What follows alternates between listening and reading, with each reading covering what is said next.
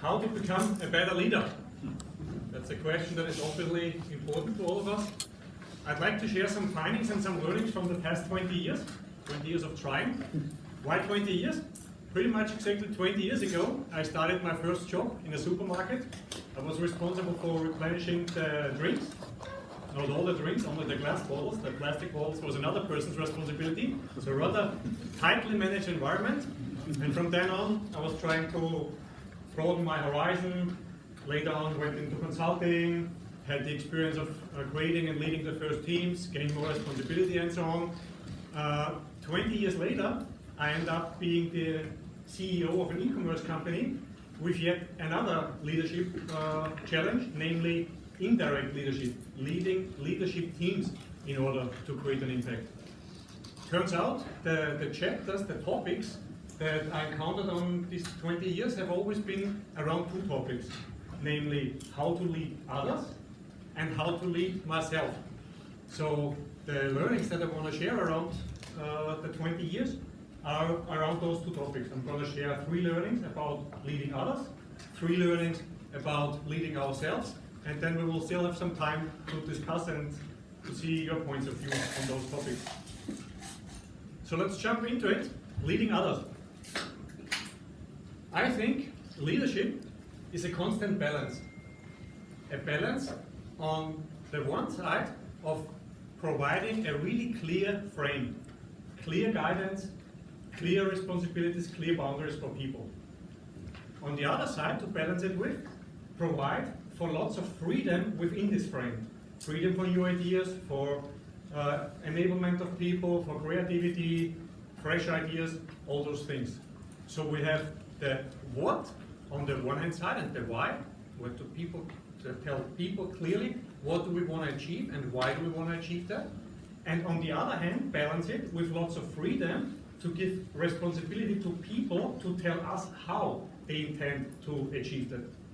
And we can call this freedom in a frame because it's two things. And freedom and frame, in my perspective, is not just two conflicting opposites. It's rather, I believe they are dependent on each other. Like if you have all the freedom, no frame, we end up in pure chaos. If we have all the frame, no freedom at all, we end up in micromanagement. Both obviously not beneficial for becoming a better leader. So I think it's the constant balance in everything we do that keeps that balance and that brings us forward. Second, all accomplished, smart, brainy leaders clearly believe in their intellect as being important. Of course, we think we accomplish a lot with our brains, and we think, therefore, the most important tool we have in leadership is between our ears. It's not though. I believe the most important tool for leadership is not between our ears, but it is actually our ears. So let's stop outsmarting our people and let's stop trying to be the smartest person in the room, and let's therefore start leading with questions.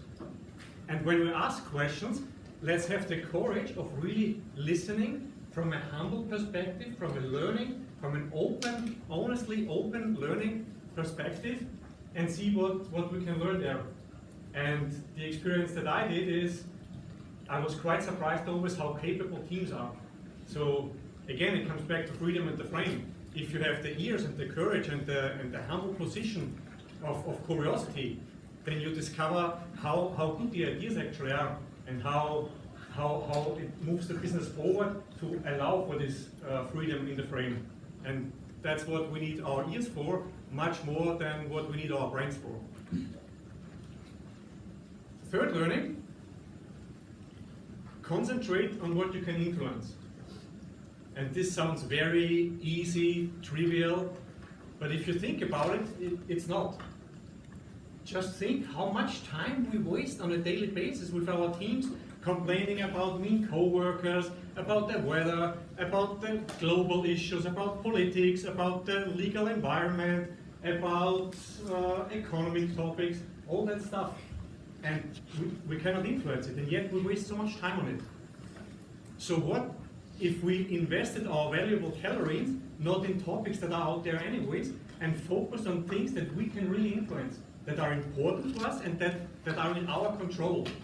And if we move those topics just 1 inch forward, then we would accomplish much more for our companies than by constantly complaining about things we cannot control anyways. And think about your meetings in real life. Probably your meetings are not as much different than the meetings I have. You start like, how can we increase sales? And the discussion very quickly is around, the mean competitor does this and that and all that stuff. Can we influence it? No. So what can we discuss about? Well, we could try some, but then there is our colleagues in the art department and they are like this and like that. Can we influence it? Probably no. So what can we do? Well, we could work on our loyalty program, do better profiling of our customers and try some more cross-selling. Yeah, that is something we can influence. Let's talk about that. Let's go into that. So it sounds almost trivial, but I believe there is lots into it. Concentrate on what we can really influence, and then bear and handle all the rest with a certain dignity.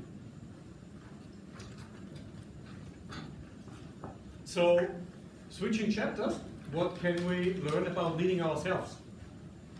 The first one should not come a big surprise for everybody here. Know thyself. Get to know and get to understand yourself. Do 360s, get a coach, do personality reports and personality tests. Get to understand yourself. And if you think you're already very far in knowing who yourself are, it's probably just the beginning of the journey. So there's always much more to go. Go deeper, see what drives you, see what motivates you, see what makes you angry, see what makes you react in a certain way in situations, and discover why that is the case. Discover your principles, discover your values.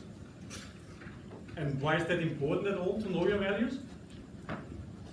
Well, at certain times, the waters get rough on us.